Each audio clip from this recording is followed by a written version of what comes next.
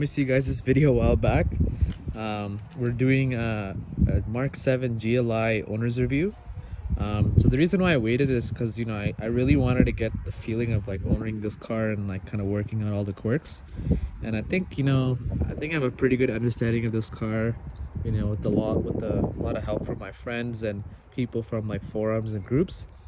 So let's just start with the walk around of the car, right? So I've done quite a bit of work to the car.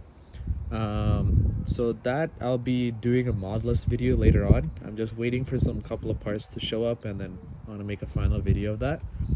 But this is how she looks so far. Shameless plug, you know, my Instagram, YouTube, you already know.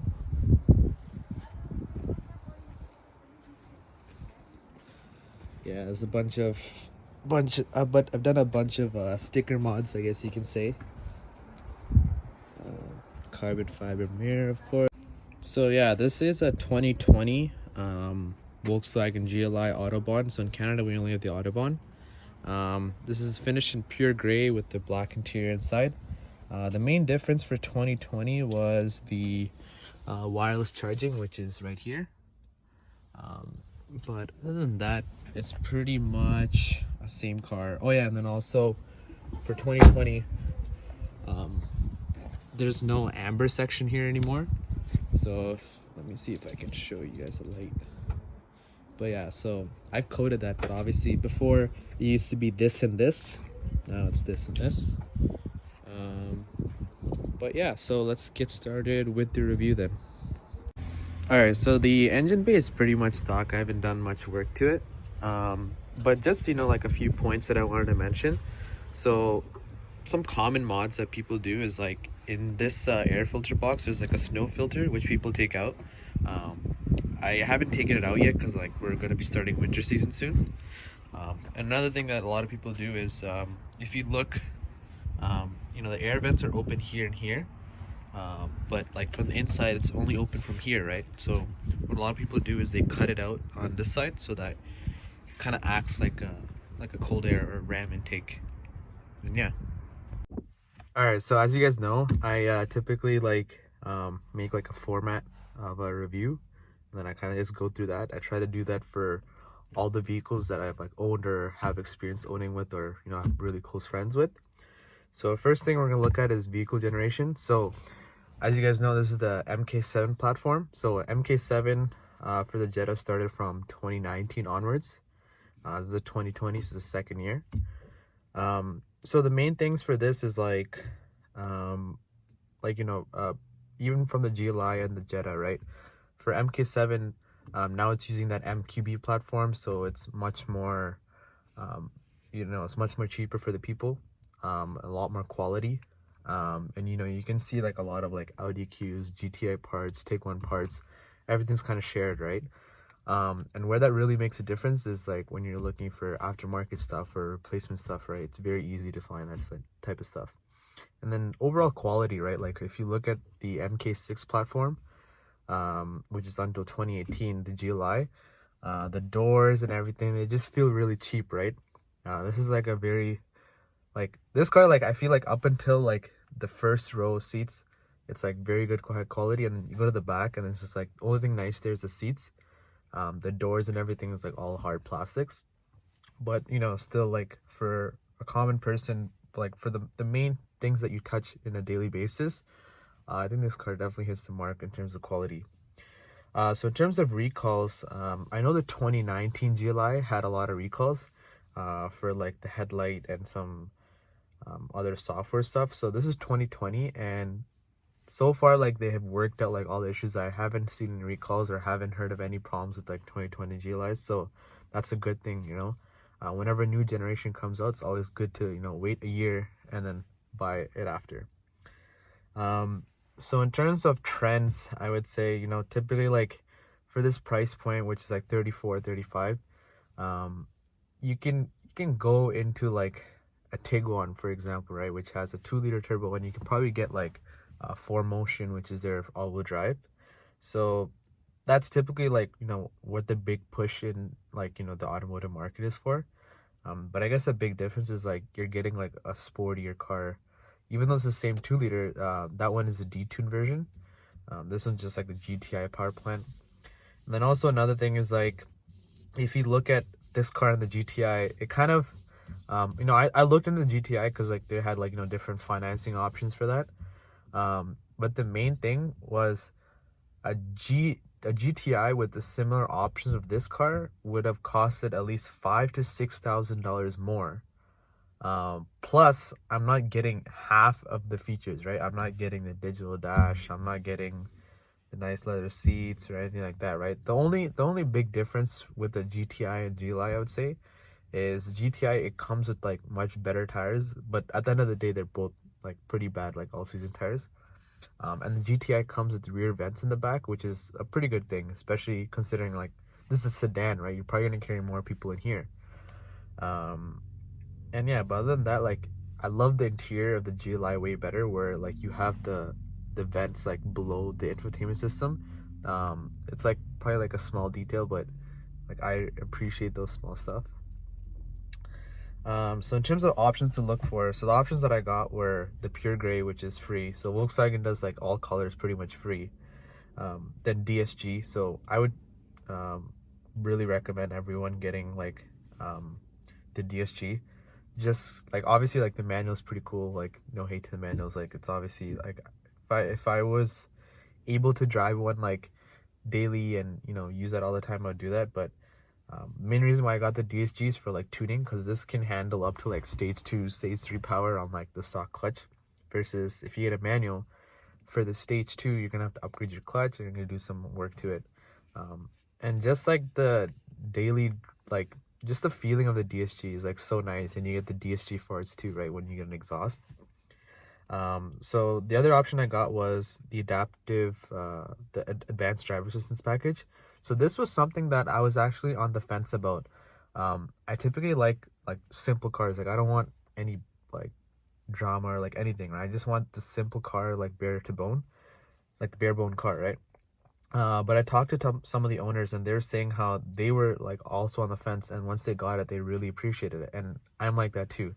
And I think where it went a long way is like so in that package it has like forward collision warning, a bunch of adaptive cruise control, the automatic headlamps and stuff like that, right? So where I really found the benefit of it is when I coded all those features on like Crista or like OBD11, right?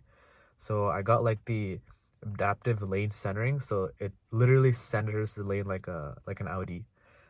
The automatic headlamps, right? So that's a good feature.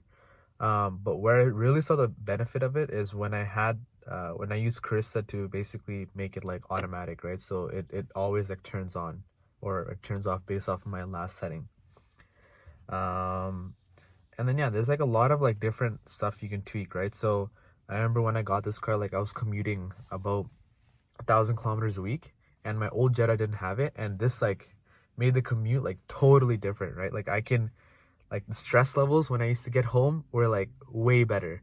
Like I can even though it's like it's not like a Tesla where it's like fully like autopilot.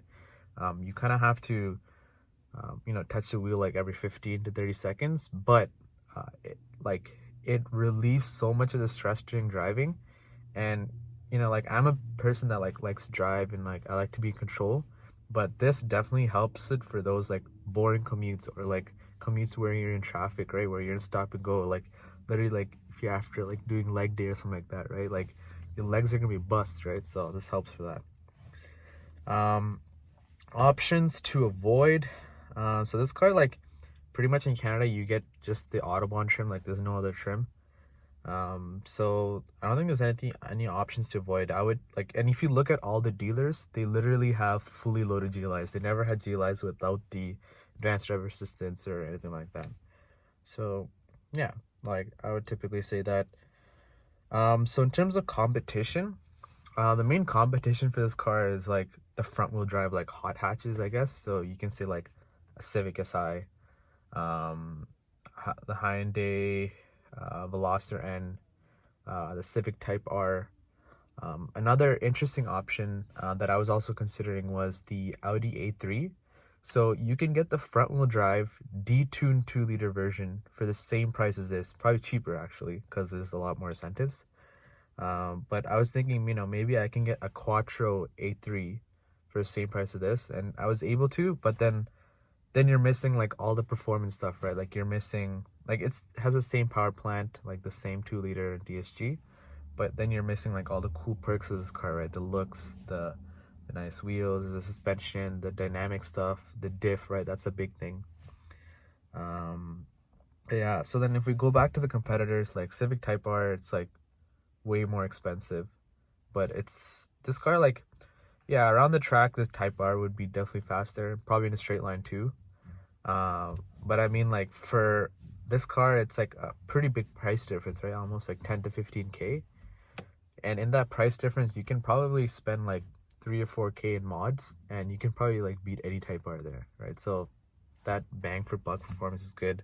In terms of Civic Si, like Civic Si is a good car.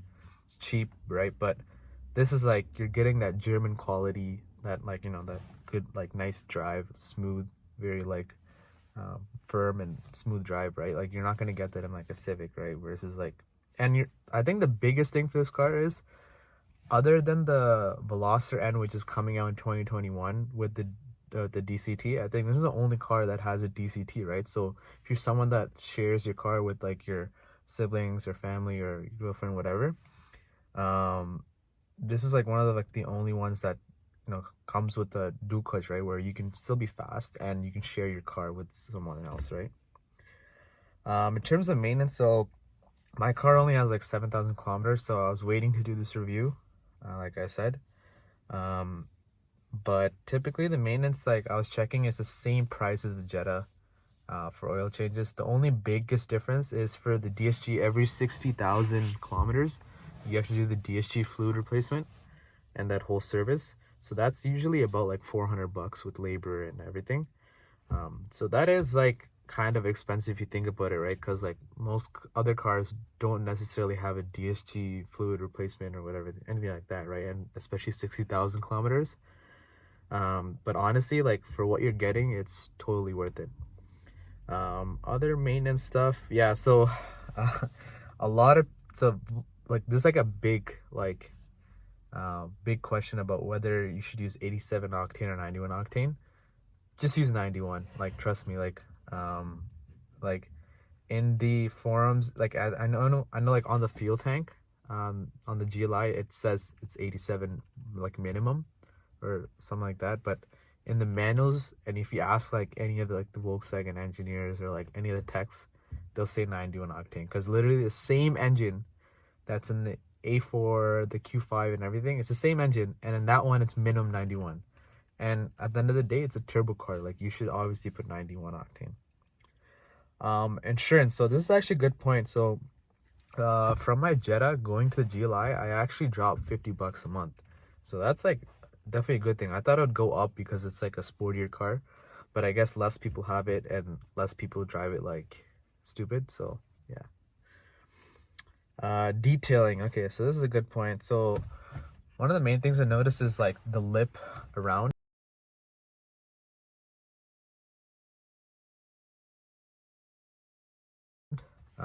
So I'll mention that in my modless video, but that lip around is like kind of like that matte material. I've noticed that gets like really dirty, so what I did is I wrapped them all in gloss black, so it's a bit easier. The second point for detailing is the window trim and the B pillar trim, right? B and C pillar trim. That also gets faded. It actually happened on my old 2019 Jetta. So what I did for this car is I wrapped them in gloss black. Another thing, oh yeah, the wheels. The wheels get so dirty. I think like typically like all German cars have like really bad brake dust. This car, especially like with my black wheels, it's a nightmare. Like I've waxed it, but it's just still, it comes off easily. It's just that it's like it comes like you wash it and then like you drive it and it's like covered in brake dust. Like there's no option. Modifications, yeah. So typically like what everyone does for GLIs is like they do like since like it shares a lot of the platform with like the MQB platform and the GTI and stuff, like a lot of the parts are very similar, so you can get the same GTI downpipe to fit in. You can get like the turbo muffler delete, which a lot of people do. Typically, like every Volkswagen owners, like they do some exhaust work, either like muffler delete or muffler resonator, or they get like a AW exhaust, which is like kind of like the standard, or MBRP. Um, and then what else? Like yeah, like there's a lot of like tuning options. So recently, for the GLI, the Mark 7 GLI, APR said that they're not doing any tuning anymore, which kind of sucks. Like they're not giving any warranty. But other than that, like aside from APR, there's like Unitronic, there's Panda Motorworks, which is like they're starting out, they're doing pretty good. There's Integrated Engineering, there's Cobb, and through Cobb you can go through like stratified or EQT tuning. So there's a lot of tuning platforms because a lot of the data is like very similar to the GTI, right? So it should be pretty easy to modify this car. In terms of finance, so this is something that I had a trouble with. So the Jettas have like 0% financing, which is really good, but for some reason they don't offer it for the GLIs, I guess because like they're high in demand. So like Volkswagen is, they still, like, this was higher than a Jetta, but I think it's still a pretty good rate what they give. And I had like a loyalty offer, so since I came from another Volkswagen, I got 0.5% off my interest rate, so that's definitely good. But yeah, if you guys have any questions and if you guys want to see this report, please let me know. Thank you.